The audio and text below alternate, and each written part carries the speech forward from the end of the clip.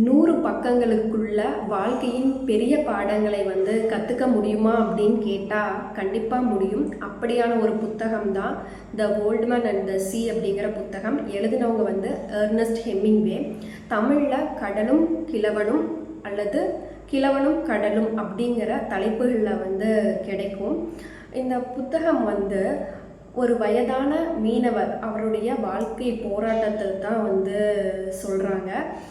80 நாட்களுக்கு மேலே அவர் கடலில் மீன் பிடிக்க போவார். அப்போது அவர் எப்படி விடாமுயற்சியோடையும் மன உறுதியோடையும் இருந்தார் அப்படிங்கிறத சொல்கிற கதை தான் இது.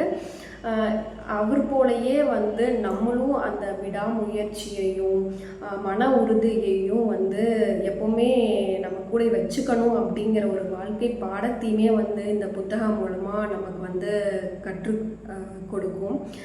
இந்த புக் யாரெல்லாம் வாசிச்சிருக்கீங்க அப்படிங்கிறத கீழே எனக்கு கமெண்ட்டில் சொல்லுங்கள்.